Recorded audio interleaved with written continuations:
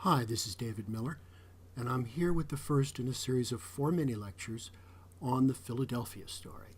Today we're going to talk about race, class, and sex. In the autumn of 1940, the same year that Native Son was published, George Cukor's film The Philadelphia Story, based on a play and screenplay by Philip Berry, opened in movie theaters around the country. Initially, these two works may not seem to have anything in common. One is a tragedy, the other a romantic comedy. One is steeped in the history of racial oppression and radical politics. The other awash in champagne, moonlight, and midnight swims. Certainly Tracy Lord doesn't in the least resemble Mary Dalton. And yet these two works have more in common than meets the eye. Both stories are very much concerned with issues of class. Compare Bigger's first visit to the Dalton home with the scene in which Connor and Liz first enter the Lord mansion. Oh, Edward, these are friends of Mr. Junior, sir. You might have them wait in the south parlor. Sutton is to him.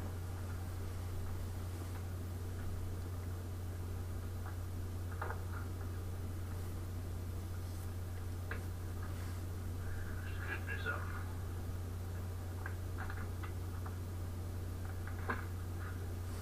The south parlor? Miss Embry, the south parlor. The Queen will have bread and honey at the usual time.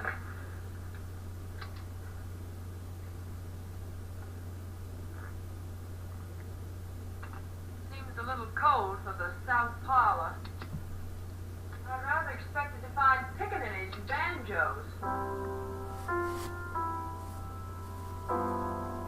What's this room? I forgot my compass. Well, this would be south-southwest parlor by living room. Knickknacks, gimcracks, signed photographs. Wouldn't you know you'd have to be as rich as the Lord to live in a dump like this? Bigger, you remember, is frightened and bewildered. Connor and Liz seem more contemptuous, handling knickknacks, snapping photos, inspecting wedding presents, and finally calling on the house phone to tell Mrs. Lord in a foreign accent that her days, meaning the days of the upper class, are numbered. George echoes this sentiment in the closing scene of the film as he stalks off.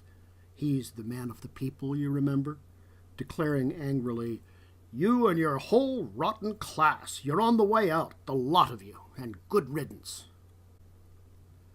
This focus on class is not linked to race in the film so obviously as it is in the novel.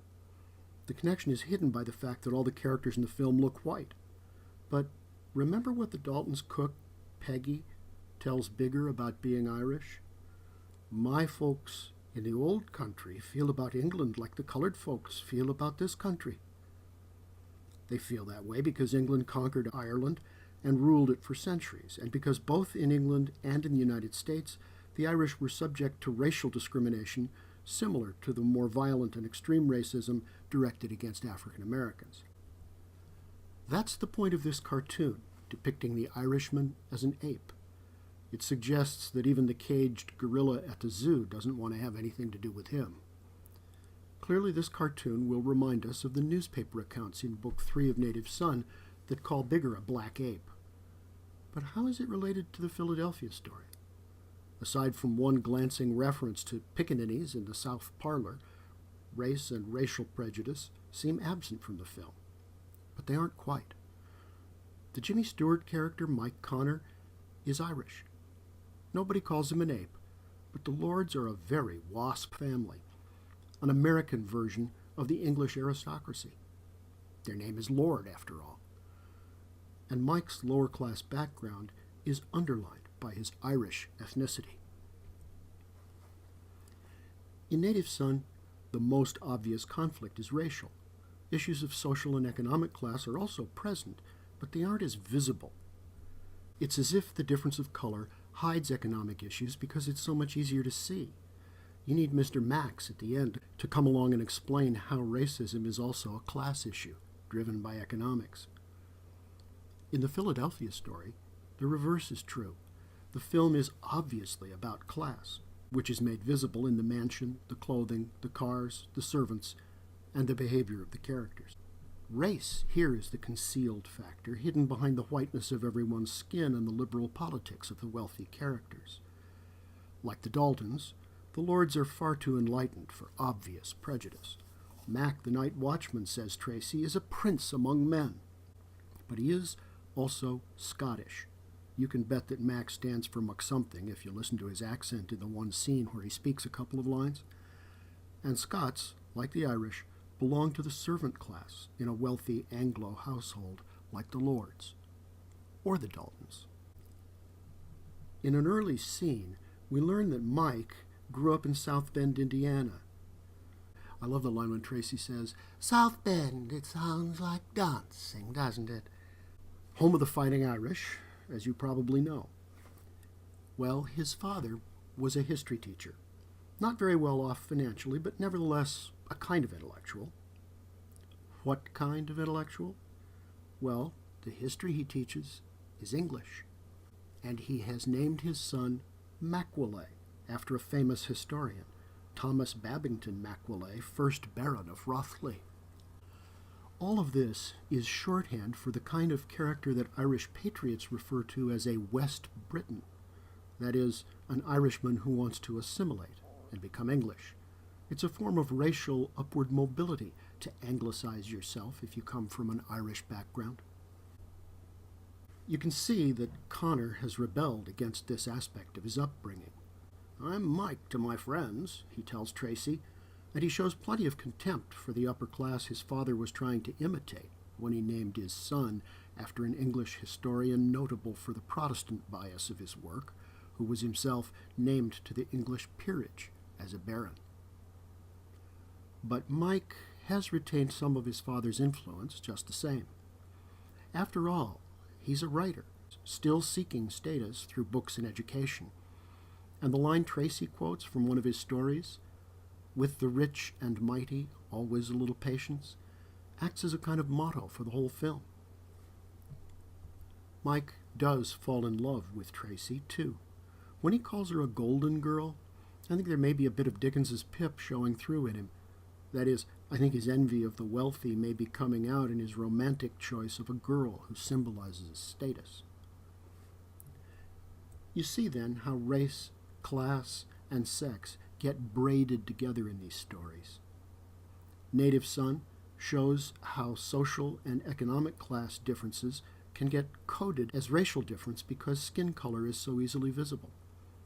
It also shows how explosive a combination race and sexuality can be. Bigger's actual rape of Bessie counts for nothing compared to his supposed rape of Mary Dalton. The Philadelphia story shows us how racial difference can be disguised by skin color and coded primarily as class difference. And it shows us how class difference can translate into romantic terms, much as it did for Pip in Great Expectations.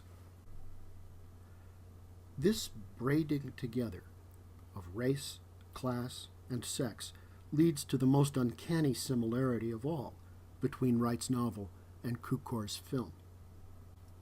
The central action in Native Son, the event on which the rest of the story turns, takes place when the daughter of a wealthy WASP family gets drunk and has to be carried upstairs to her bedroom in the middle of the night by an outsider who belongs to a different race and economic class.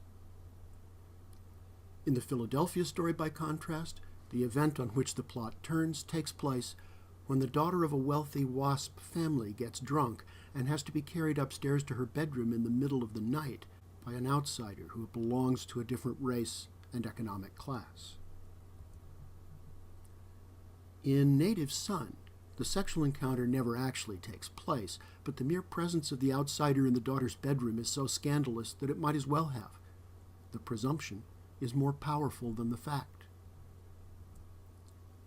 In the Philadelphia story, the sexual encounter never actually takes place, but the mere presence of the outsider in the daughter's bedroom is so scandalous that it might as well have. Until Mike speaks up to deny it, the presumption is more powerful than the fact.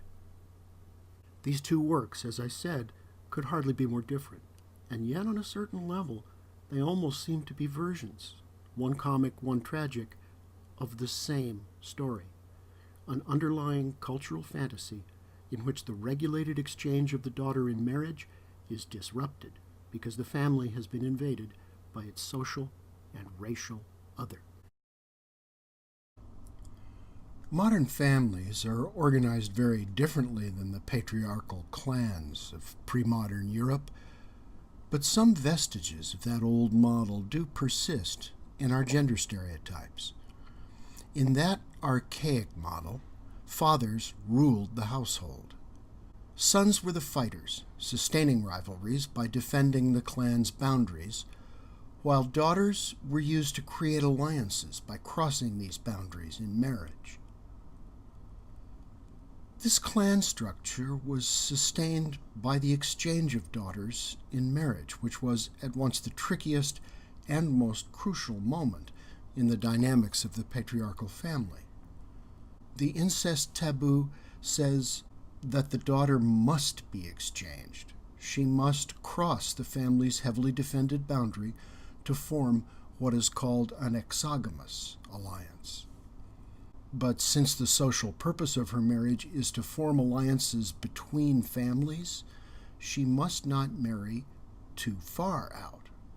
Her exchange must place her in a kind of comfort zone, neither too endogamous, that's the technical term for marrying within the kinship group, nor too exogamous, the term for marrying out. Romeo and Juliet illustrates this pattern. It's a story about a daughter who defies her father's authority and marries too far out by choosing a Montague, a rival rather than an ally. We saw that Pride and Prejudice, in contrast, is a story in which the daughter chooses for herself, but the right choice for Elizabeth Bennet turns out to be a kind of surrogate father, a man who combines wealth with moral judgment and can therefore give her family both the guidance and the financial security her father failed to provide. Mary Dalton rebels against her parents by dating a communist. In an age of sexual freedom for women, there is a limit to the father's authority. When Bigger Thomas ends up in Mary's bedroom, the ancient nightmare of the patriarchal family has come true. The ultimate outsider has crossed the boundary and is poised to take sexual possession of the daughter. The backlash released by this nightmare is what lies behind the manhunt in Book 2, as well as the mob scenes and newspaper stories in Book 3. In fact, it lies behind the crime itself. The reason Bigger panics and kills Mary accidentally is that he knows what it would mean for him to be found in her room. Tracy Lord's father has even less authority in the Philadelphia story. As the film opens, she has, in effect, replaced him as the head of household. She wears pants, tells her mother what to do, and has actually banned her father from attending her wedding. In this comic retelling of the ancient nightmare, the horror of the outsider's penetration is diffused by making him an Irish Caucasian who is too honorable to take advantage of the daughter in her drunken state. The viewer knows all along that nothing happened upstairs. The fantasy is allowed to masquerade as reality, though, briefly, in the eyes of Tracy and George. There it retains just enough horror to get rid of George, and so to prevent Tracy from marrying out of her class, and to humiliate Tracy in her own eyes, subordinating her once again to her husband and her father, and reconciling her to a submissive feminine role. "I'll be Yar," she promises eagerly. Next time, we'll take a further look at romance across social classes, and we'll talk a little more about female dominance and submission.